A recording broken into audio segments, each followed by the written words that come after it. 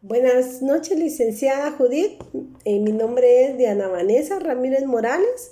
Soy estudiante del segundo semestre de la Facultad de Humanidades de la Universidad Mariano Gálvez de Amatitlán. Hoy les voy a impartir un poco del conocimiento que pude adquirir por medio del compendio de estrategias, métodos que realizamos anteriormente. Vamos a empezar con lo que es método en el ámbito de aprendizaje. Nos dice que el método es un procedimiento general orientado hacia un mismo fin. El método lo podemos percibir como que si fuera algo a largo plazo, ¿verdad? Para el aprendizaje. Vamos a ver lo que es la técnica, que son las diferentes maneras de aplicar el método, como por ejemplo un debate. Vamos a ver también lo que son las estrategias, que es la coordinación de acciones para alcanzar un objetivo, como por ejemplo algún aprendizaje colaborativo. Para todo ello es indispensable en el docente que se realice una planificación. Una planificación debe de ser de manera ordenada, debe de ser bien guiada, tiene que ser limpia, tiene que ser clara. ¿Por qué? Porque esa es la base que el docente utilizará para impartir los conocimientos. En el ámbito académico de primaria, básico, diversificado, preprimaria también, se trabaja por bimestres. Entonces se hace la planificación de todo el ciclo escolar, pero se divide dentro de los 4 bimestres. Se empieza desde lo menos hasta lo más alto. Entonces tiene que tener un orden, no podemos empezar al revés, no podemos empezar desde lo alto para lo bajo, imagínense, sería un desastre completo. Para ello es vital y necesario que el docente ejecute bien lo que es su planificación, que sea bien, que sea ordenada, siempre guiada por lo que es el CNB de Guatemala también, ¿verdad? ¿Por qué? Porque se necesita que exista una educación de calidad, una calidad educativa en el estudiante, que el aprendizaje educativo sea de manera permanente y no fugaz. Nos damos cuenta en la actualidad que muchos estudiantes estudian solo para el momento, para ganar el examen, y en realidad el conocimiento se pierde. Y el objetivo del aprendizaje, del proceso de aprendizaje académico, es de que el conocimiento sea de manera permanente, debido a que cada vez el ciclo escolar, primero, segundo, tercero, va avanzando y cada grado trae su grado de dificultad, y para ello es necesario que el alumno tenga una base sólida de conocimiento para poder impartir el nuevo conocimiento de la nueva área. Vamos también a platicar lo que son los recursos y apoyos didácticos. Para mí también eso entraría dentro del tema indispensable, porque son los instrumentos que el docente utiliza para ejecutar lo que es el proceso de aprendizaje en el establecimiento educativo. Tenemos lo que es el pizarrón, el equipo de cómputo, la cañonera, carteles, crayones. En realidad es todo lo que el docente tiene alrededor en el aula para poder impartir el conocimiento al estudiante, y que es de vital ayuda. Tal vez esto va un poquito fuera de lo del tema, pero yo pienso que en realidad en Guatemala no existe equidad educativa.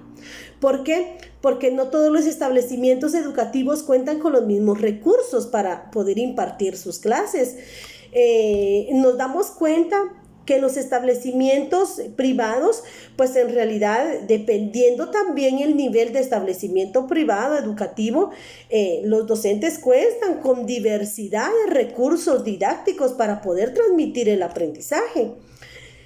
Los establecimientos públicos, pues yo creo que el grado de dificultad es pues mayor, ya que muchas veces no se tienen todos los recursos didácticos suficientes. Y no es lo mismo un establecimiento público en un municipio que en una aldea. En realidad yo me he dado cuenta que aquí en Guatemala pues en realidad hay docentes, y que son docentes dignos de admirar, que en realidad tienen vocación para el aprendizaje.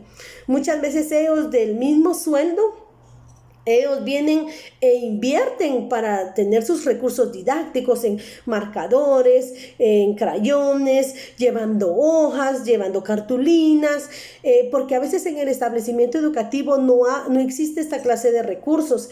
Entonces, no existe equidad en el sistema educativo en Guatemala. Hoy por hoy se vive esa triste realidad. Lo importante es de que la educación no tiene límites. Nos damos cuenta hoy en día con lo de la pandemia. Esto no fue obstáculo para que el sistema educativo siguiera a flote.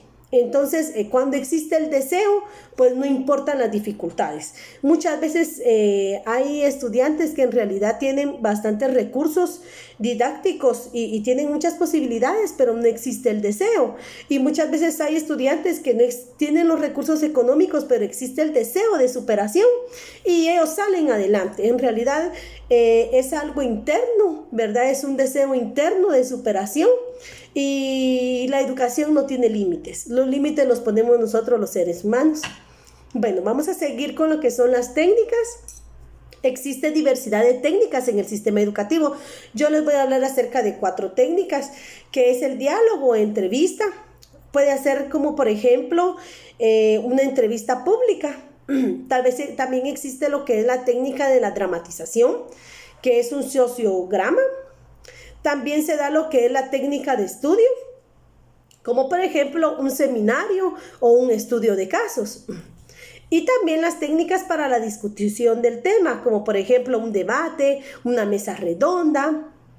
También tenemos lo que son los métodos. En realidad existe diversidad de métodos. A mí me llamaron la atención 3 métodos que para mí son fundamentales en el proceso de enseñanza-aprendizaje, que es el método pasivo, el método activo y el método basado en la psicología del alumno. Anteriormente se utilizaba el método pasivo. ¿Y qué significa el método pasivo? Se realizaba anteriormente, el docente nada más tenía la participación en el proceso de aprendizaje. No existía la participación del alumno. El docente venía, impartía la clase, daba los temas, calificaba y eso era todo. No se sabía si el alumno percibía el conocimiento o no, porque el proceso era cerrado. Únicamente el docente tenía la participación. Ahorita pues con la nueva era, con la nueva escuela se dio lo que es el método activo.